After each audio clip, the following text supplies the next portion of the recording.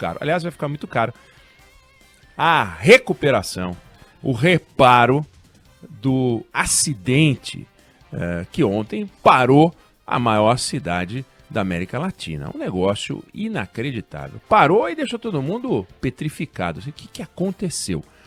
Nós vamos continuar acompanhando esse caso, nós vamos ter a resposta final, né? Em algum momento virá, olha, aconteceu isso, passo 1, passo 2, passo 3, passo 4. O fato é que, no curso da obra, conseguiram destruir uma galeria de esgoto, um duto gigantesco que atravessa a cidade. Imagina uma artéria cheia de sangue, só que cheia de esgoto, que arrebenta e faz jorrar água numa intensidade, numa pressão assombrosa, que não é água, vamos chamar de lama, e que saiu destruindo tudo. Destruiu o que tinha pela frente. Destruiu, inclusive, o próprio tatuzão, o shield da companhia que toca essa obra. Nós vamos falar sobre isso, exatamente sobre isso aqui. Felizmente, não tem uma vítima fatal. Felizmente, não tem uma vítima fatal. Acho que a gente tem que festejar, porque tinha um monte de gente na obra e conseguiram sair todos. Ótimo. Mas é um colapso na maior cidade. E quando a gente fala na maior cidade do Brasil, não é assim, atinge só a cidade de São Paulo. A cidade de São Paulo está ligada umbilicalmente a todo o processo produtivo do Brasil, né? No eixo São Paulo-Campinas, ou seja, uma distância de 100 quilômetros, a gente tem mais de 20% do PIB brasileiro passeando daqui para lá e de lá para cá. É uma coisa inacreditável. Então imagina qual é o impacto econômico para o Brasil todo, né? Esse tempo. E ontem, no Jornal da Band, e aqui, a gente comentou também, mas eu aprofundei um pouco mais lá, a gente discutiu isso um pouco mais lá, até pelo tempo, o acidente acabou pegando a gente no Band News no meio do dia, em cima do laço, e com o passar do tempo a gente conseguiu estudar um pouquinho mais, pensar um pouquinho mais, falar com mais gente, ouvir mais gente, e ir para as questões mais estruturais. E eu queria discutir com você um efeito dessa obra, uma consequência dessa obra, que está ligada à irresponsabilidade com que a gente comanda o Brasil. Tem dois aspectos. O primeiro, em 1974, a cidade de Seul, na Coreia, e a cidade de São Paulo começaram o seu metrô. No mesmo ano, 1974, começaram a fazer a obra. Passados esses anos todos, Seul tem mais de 350 quilômetros de metrô e São Paulo tem pouco mais de 100 quilômetros de metrô. Adivinha qual é o país mais rico? Mas ele é mais rico porque tem mais dinheiro para fazer a obra e porque faz a obra com mais dinheiro se tornou mais rico? Não, ele é mais rico porque ele é mais organizado. Ele é mais rico porque as autoridades, quando pensam em evolução, todos pensam do mesmo jeito. Evoluir é avançar, é progredir, é melhorar a vida das pessoas, do conjunto das pessoas. Não é a brigalhada que nós temos no Brasil. Então no Brasil tem o cara da engenharia que quer construir e tem o cara do meio ambiente que não quer construir. Não quer construir nada. Aliás, o modelo de vida de boa parte das autoridades que deveriam autorizar as obras é um modelo de vida que envolve uma involução. Ou seja, nada de energia elétrica, nada de pavimento, nada de ferrovia, nada de aeroporto, nada. Não queremos nada. Nós queremos que tudo fique como está. Aliás, se puder voltar um pouquinho, melhor ainda. Vamos voltar para o tempo das caravelas. Tem hora que parece isso. Por que Seul consegue fazer 350 quilômetros de metrô enquanto São Paulo faz 100? E não adianta vir agora uma autoridade dizer, não, é porque veja bem, não tem veja bem. Um terreno leva um tempão, entra na justiça, vem o Ministério Público e vira uma confusão e a gente não consegue desapropriar nada. Resultado, a gente tem um metrô caro e lento. Quando conclui é aquela beleza, a gente vê o que é o metrô, uma obra extraordinária, quando conclui. Mas o nosso quilômetro é mais caro, o tempo de construção é maior, a evolução de colocação de trilhos é menor. É um desastre. É um desastre. O Brasil é um desastre. E a obra do metrô é um exemplo bom, hein? Tem obra que nem sai do papel. Essa saiu do papel. Mas sai e anda aos passos de cágado. E ontem a gente viu o que é o cágado. 350 quilômetros em Seul, 100 quilômetros em São Paulo. Mesmo tempo, mesmo ano de inauguração, mesmo tempo de obra. Quase 4 vezes, 3 vezes e meia mais rápido. Não dá, não tem condições.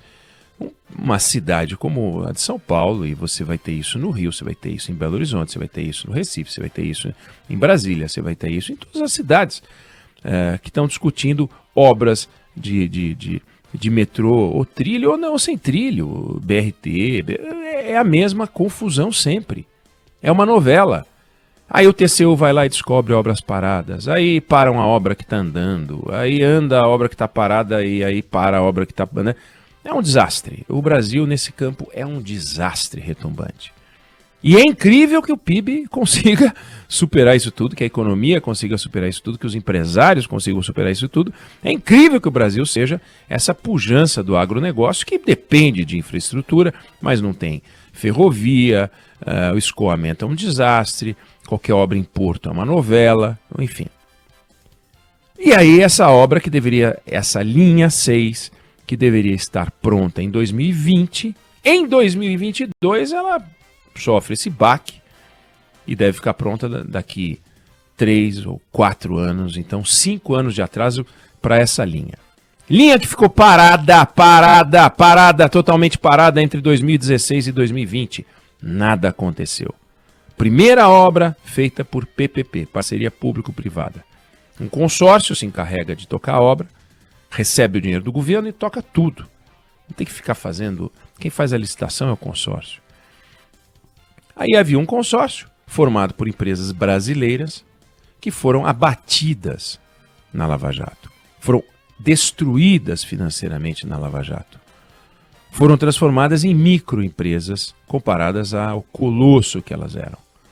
Resultado, asfixiadas, sem dinheiro para nada, simplesmente não tinham condições de tocar uma obra dessa. Por obra e graça da Lava Jato. Ah, mas a Lava Jato identificou um esquema de corrupção extraordinário, jamais visto em toda a história da humanidade e tal.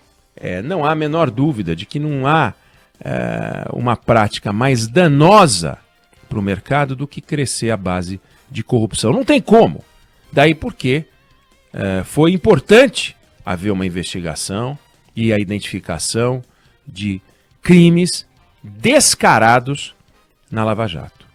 Mas também descobriram crimes descarados envolvendo a Siemens, maior grupo empresarial da Europa, um dos maiores do mundo. Uma investigação que começa nos Estados Unidos em 2001, vai até 2007, envolve 200 advogados e descobrem que a Siemens pagou mais de 4 bilhões de reais em propina em tudo que é canto. Mais de 4 bilhões de reais. Trocaram toda a cúpula da Siemens. Prenderam executivos da Siemens. E a Siemens está aí. 400 mil funcionários, operando em 190 países. Um monstro, operando 100%. Cresceu de lá para cá. Porque entendem os investigadores sensatos, entendem os juízes equilibrados, que quando você encontra um corpo num apartamento, você não vai indiciar o prédio. Você vai indiciar as pessoas. E se essas pessoas produziram lucro para suas empresas, tanto elas têm que pagar, quanto a empresa tem que pagar, devolvendo o dinheiro que ganhou e uma multa. Recolhe esse dinheiro, recolhe essa multa, prende as pessoas, troca os executivos, faz o que quiser, mas preserva a empresa.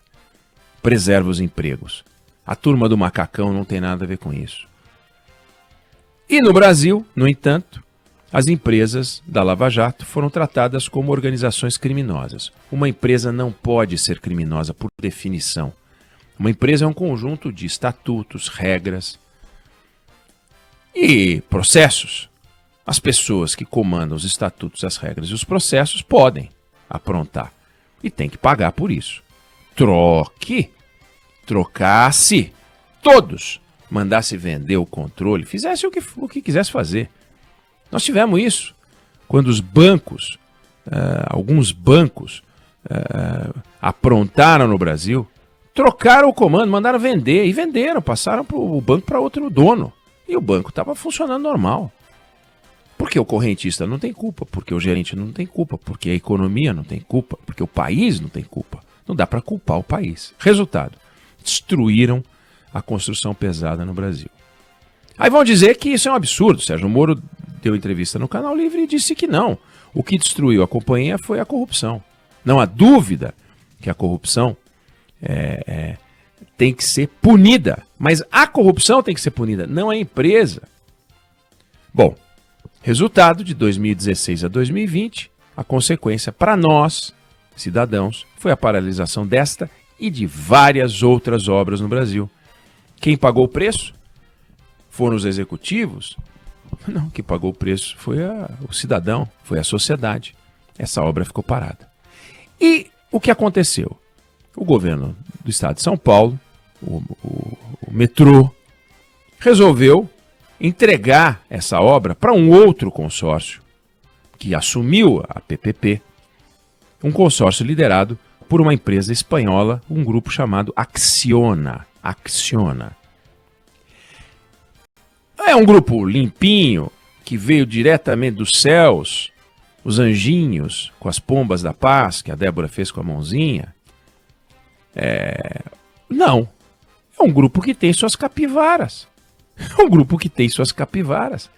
Que aprontou, que está sendo investigado, que foi multado, que foi apenado, que teve executivo preso. E, no entanto, não ocorreu a nenhum Sérgio Moro acabar com a companhia. Está lá. O grupo Acciona. Fatura mais de 40 bilhões de reais por ano. Tem mais de 38 mil funcionários.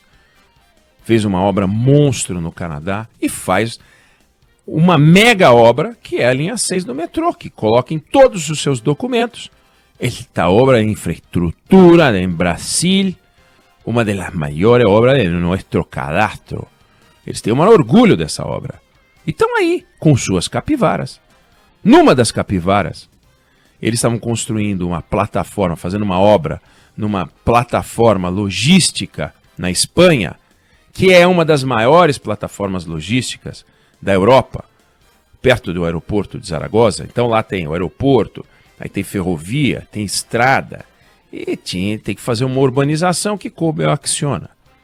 E aí chegaram à conclusão que os camaradas aprontaram e pagaram propina ali. E ela foi chamada a pagar 360 milhões de reais para se livrar de um processo, um escândalo chamado Caso Plaza.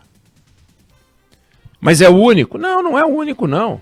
Tem um outro caso chamado Aquamed, que junto com uma outra construtora, grande de lá, eles tiveram funcionários presos porque eles pagaram propina num processo de dessalinização e uma obra de mais de bilhão.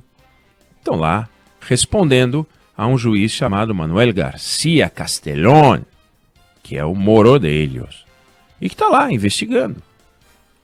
Por acaso mandaram prender o senhor José Manuel Entrecanales, que é o presidente do grupo Acciona? Não. Ele está lá trabalhando. O José Manuel Entrecanales ganhou de salário, como presidente do grupo Acciona em 2020, 215 milhões de reais. Ele é uma das maiores fortunas da Espanha.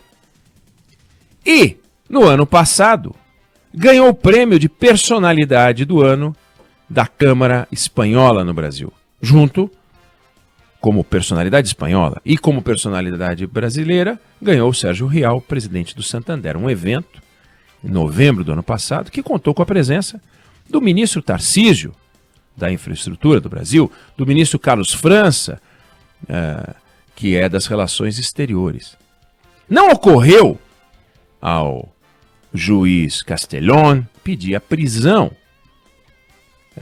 do Manuel Entrecanales, que poderia, eventualmente, se por acaso descobrisse qualquer coisa, mas não ocorreu a ele sufocar financeiramente e criar um caldo de cultura junto com o governo da Espanha para destruir a Acciona. Não passa pela cabeça. deles. Aqui não é só passou pela cabeça, passou pela caneta dos promotores, dos procuradores, do Dallagnol, del Moro, que pegaram e apresentaram as empresas como organizações criminosas. Imagine, Acciona, uma organização criminosa. Não, é uma empreiteira, é uma construtora, é um grupo empresarial dos maiores da Espanha e que atua em várias áreas. Preserve-a. Aqui, destrua. E, resultado, saiu da mão das impuras empresas brasileiras para a puríssima empresa espanhola. E a obra do metrô de São Paulo mandando dinheiro para Madrid. Vê se tem cabimento um negócio desse. Nós destruímos a construção pesada brasileira. Não foi só que a gente destruiu o buraco lá que a espanhola criou agora. Destruiu um pedaço de uma avenida. Acciona porque a espanhola é tratada como pura, séria. E a nossa, porque é daqui, é tratada como impura, as nossas. As 3 empresas que conduziam a linha 6 ruíram. As 3. Como pode um negócio desse?